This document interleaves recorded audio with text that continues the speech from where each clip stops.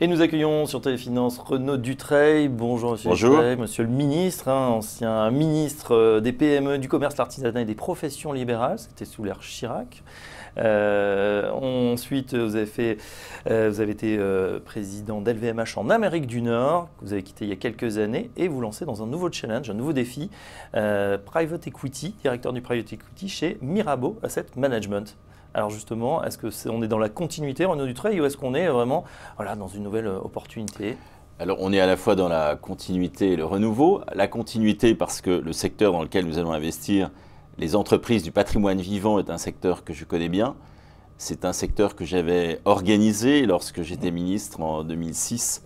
J'avais créé ce label Entreprise du patrimoine vivant. Il faut nous expliquer qu'est-ce que c'est le patrimoine vivant, justement. Voilà, alors le patrimoine vivant, c'est un patrimoine manufacturier, c'est-à-dire des entreprises qui produisent, qui sont industrielles, qui fabriquent des biens de consommation, avec un savoir-faire qui souvent vient il y a très longtemps, qui souvent a des racines artisanales et qui sont souvent enracinées dans les territoires. Elles ont un contenu culturel très très fort. Alors, dedans, vous avez aussi bien Chanel, Vuitton, Christian Dior, tous les grands fleurons du luxe français, que des artisans comme le dernier plumassier français ou l'éventailliste qui vont fabriquer des biens d'exception.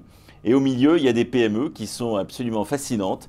C'est vraiment à la fois l'héritage culturel de la France et en même temps des entreprises qui peuvent partir à la conquête des marchés étrangers. Est-ce que ça veut dire que vous allez rester dans un positionnement plutôt haut de gamme, savoir-faire, artisanat très très pointu, ou est-ce que ça peut être justement de l'industrie, des nouveaux services? Vous êtes aussi très impliqué dans les technos, dans les nouvelles technos. C'est d'abord du Made in France. Donc ça veut dire Made in France, ça veut dire des coûts élevés. Et qui dit coûts élevés dit des prix élevés. Et donc pour vendre ces produits à des prix qui sont relativement élevés, même si on n'appelle pas ça du luxe, il faut un soutien culturel très fort. Les consommateurs étrangers, notamment asiatiques ou nord-américains, aiment les produits français parce que derrière, il y a un art de vivre. Et c'est cet art de vivre que, au fond, nous vendons très très bien partout dans le monde. Ouais. Alors, il y a des technologies qui aident ces entreprises. Et c'est notre rôle de connecter cette vieille industrie, on va dire, et parfois ces belles endormies, avec de nouveaux outils qui vont être extrêmement modernes en termes de marketing, de distribution, d'innovation produit, de sourcing. Donc tout ce qui permet à ces entreprises de tout à coup se réveiller et être à la fois capables de rassurer avec leur passé et d'exciter avec une vision de l'avenir qui est très importante. Donc amener finalement un peu de transformation digitale dans ces entreprises, c'est vieux savoir-faire. Transformation digitale, mais pas uniquement. Nous avons 5 points, on a appelé ça les 5 doigts de la main. Donc évidemment, apporter des ressources financières, mais aussi managériales. Donc ça, c'est très important, faire venir de nouveaux managers dans ces entreprises. Et puis de l'innovation marketing, il faut parler des marques, il faut raconter leur histoire. Il faut également bien distribuer, notamment distribuer dans des marchés lointains, comme ceux d'Asie ou d'Amérique du Nord. Et il faut enfin créer cet arc électrique entre le passé qui rassure et le futur qui excite. C'est vraiment le secret français ou italien. Et nous devons le mettre en œuvre dans des entreprises qui parfois en sont restées un peu à l'écart. La France, mais aussi l'Italie, l'Europe, Europe du Sud. 3 pays, la France, l'Italie, la Suisse aussi, notamment dans le secteur horloger où il y a un savoir-faire exceptionnel. Donc partout où il y a un savoir-faire remarquable, nous sommes prêts à investir pour accompagner des familles, des PME qui ont envie de se développer à l'international, mais qui ont aussi envie de renouveler leur modèle, s'ouvrir à l'innovation davantage qu'elles l'ont fait auparavant. Alors, un premier fonds avec Mirabeau qui va être ouvert à concurrence de 50 millions d'euros qui pourrait être porté à 200 millions d'euros d'ici la fin de l'année. Alors, nous faisons un premier closing ces jours-ci. D'ailleurs, on va terminer ça fin juillet à 50 millions d'euros, ce qui va nous permettre d'investir dès septembre dans un certain nombre d'entreprises. Et nous entendons porter ce fonds à 150 millions d'euros, soit une dizaine d'investissements de l'ordre de 15 millions d'euros par investissement pour accélérer la croissance de ces entreprises. Donc c'est du capital growth, c'est vraiment fait pour augmenter le capital de l'entreprise et accompagner l'entreprise sur ses marchés extérieurs et sur cette logique d'innovation. Donc un fonds qui est calibré pour le type d'entreprise que nous avons identifié comme ayant un fort potentiel en France. Il faut accélérer aujourd'hui justement sur ces pépites françaises, suisses ou italiennes. Il manque des choses par rapport à des concurrents venus d'Asie, venus des États-Unis. Il faut que ces pépites qui sont essentiellement locales, elles sont très enracinées dans une culture, dans un territoire, deviennent globales, c'est-à-dire s'adressent à des consommateurs qui sont parfois loin, parfois proches, mais lorsqu'il s'agit de travel retail, vous savez, tous ces voyageurs qui passent dans les grandes capitales, il faut se greffer sur ce flux de consommation extraordinaire qui va apporter à ces entreprises de savoir-faire, d'art de vivre, beaucoup de potentiel. Et évidemment, ce flux de voyageurs, eh bien, il faut s'en approcher le plus possible pour se faire connaître. Ouais, c'est ce que nous allons essayer de faire. Flux de voyageurs, en plus, à fort pouvoir d'achat, en général. 500 millions de Chinois qui vont voyager dans les 20 prochaines années. Et ils vont voyager évidemment dans des pays comme la France, l'Italie, et accéder aussi à de nouvelles marques qui sont différentes de celles qu'ils connaissent très très bien et qui sont déjà distribuées dans leur pays. C'est un avantage, là, justement, votre parcours, fils d'entrepreneur vous-même, vous n'hésitez pas non plus à investir votre capital dans des belles fintech ou startups, SmileNP, Finexcap, Fontaine Jolival. Aujourd'hui, vous avez envie de faire plus grand, plus fort?